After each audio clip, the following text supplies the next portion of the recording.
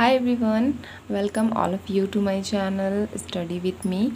तो आज मैं आप लोगों को एक शॉर्ट स्टोरी यहाँ आप लोगों से शेयर करने वाली हूँ, जो कि बहुत ही शॉर्ट है और उसको मैं हिंदी में ट्रांसलेट करूँगी। तो आइए शुरू करते हैं। तो यहाँ देखिए, सबसे पहले है वन डे, एक दिन। अ शिपर्ड, शिपर्ड का मतलब होता है चराहा, यानी जो जानवरों को चराता है, यानी बकरियों को, गाय भैंस को जो चराता है उन्हें चराहा बोलते हैं। तो उन्हें शिपर्ड बोलते हैं, तो यानी चराहा। टुक हिज गोट, यानी लेकर। टुक मतलब होता है लेना। टेक का ये सेकंड फॉर्म है, यानी वर्ब का सेकंड फॉर्म है ये। तो टुक मतलब होता है लेना। हिज गोट, शिपर्ड, एक शिपर्ड यानी एक चराहा लेकर हिज गोट, अपने बकरियों को, टू अ फॉरेस्ट यानी जंगल गया, अपनी बकरियों को लेकर जंगल गया। सडनली, अचानक। इट बिगेन टू रेन, यानी बिगेन का मतलब होता है शुरू होना, बारिश शुरू हो गई। ही फ्लॉक्ड, फ्लॉक का मतलब होता है झुंड। झुंड जो कि उसके पास जो बकरियों का जो झुंड था उसे लेकर, हिज गोट यानी अपनी बकरियों को लेकर, टू वर्ड अ केव, यानी टू वर्ड का मतलब होता है की ओर, की तरफ, या की रुख, यानी केव मतलब होता है गुफा, गुफा की तरफ गया, अपनी बकरियों को लेकर गुफा की ओर गया। देयर वर, वहाँ थे। ऑलरेडी मतलब पहले से ही। सम कुछ। वाइल्ड गोट्स, यानी जंगली बकरियाँ। इन द केव, कहाँ थे? केव में, यानी गुफा में थे। पहले से ही कुछ जंगली बकरियाँ गुफा में थे। ही थॉट, उसने सोचा। किसने सोचा? शिपर्ड यानी चराहे ने सोचा। आई विल मिक्स, मैं मिला दूंगा। दीज गोट, यानी इन बकरियों से। विथ माई गोट, अपनी बकरियों के साथ मिला दूंगा, यानी वो अपने बकरियों के साथ इन बकरियों को मिला देगा। ही ब्रॉथ का मतलब होता है, ही मतलब वो, ब्रॉथ का मतलब होता है ले आया। देम, उन्हें, विथ हिम अपने साथ ले आया। किन्हें ले आया? बकरियों को, जो वाइल्ड बकरियां थी, जंगली बकरियां थी, उन्हें वो अपने साथ ले आया। द शिपर्ड यानी चराहा, took good care of these wild goat, यानी जो चराहा था उसने जंगली बकरियों की बहुत ही अच्छे से देखभाल की। गुड केयर मतलब अच्छी देखभाल की। किसकी? वाइल्ड गोट यानी जंगली बकरियों की अच्छी देखभाल की। ही गेव देम, वो देता था। गिव का मतलब होता है देना, और गेव का मतलब होता है देना ही, क्योंकि ये गिव का सेकंड फॉर्म है ये। तो गिव का सेकंड फॉर्म हुआ गिव। तो उन्हें, देम मतलब उन्हें, वो। ही गेव देम, वो देता था उन्हें। ग्रास यानी घास, एंड लीव्स और पत्तियाँ, एंड नेग्लेक्टेड का मतलब होता है नज़रअंदाज। हीज ओन गोट्स, और नज़रअंदाज करता था अपनी बकरियों को। कॉन्सिक्वेंटली का मतलब होता है नतीजा। The letter became very weak. Become का मतलब होता है बनाना, और यहाँ बिकेम है, क्योंकि ये स्टोरी जो है पास्ट के बारे में है, इसलिए यहाँ ज़्यादातर जो है यहाँ वर्ब का सेकंड फॉर्म यूज़ हुआ है। तो बिकम का मतलब होता है बनाना, और बिकेम का मतलब होता है बन गया। तो letter become very weak. Consequently नतीजा, बाद में बन गए बहुत कमज़ोर। कौन बन गए बहुत कमज़ोर?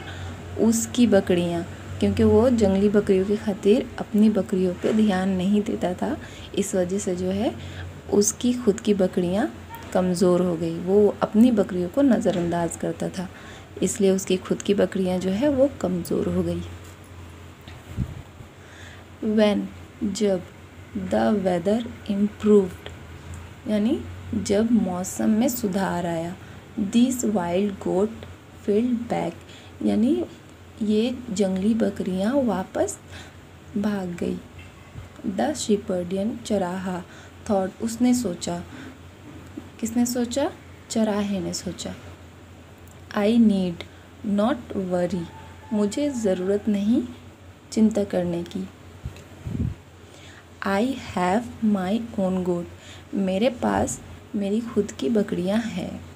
बट व्हेन ही लुक्ड, लेकिन जब उसने देखा, इनटू द शेड, शैडो मतलब साया होता है, किसी भी चीज़ का साया, तो यहाँ शेड है मतलब वहाँ जैसे धूप कहीं साए में उसने देखा। इनटू का मतलब होता है में, साए में देखा। All his goats were lying dead, मतलब उसने जब साए में देखा तो सारे यानी ऑल सारे उसकी बकरियां थे लाइंग डेड यानी मरे हुए पड़े थे, लेटे हुए थे, मर कर लेटे हुए थे। I am the fullest man on the earth, मैं सबसे फुलिश मतलब बेवकूफ़, सबसे बेवकूफ़ आदमी हूँ। ऑन द अर्थ दुनिया में सबसे बेवकूफ़ आदमी हूँ। For a handful of wild goat, यानी अपने हाथों से जंगली बकरियों के लिए, फॉर मतलब के लिए, जंगली बकरियों के लिए। आई लॉस्ट माई ओन, मैंने अपनी बकरियों को खो दिया।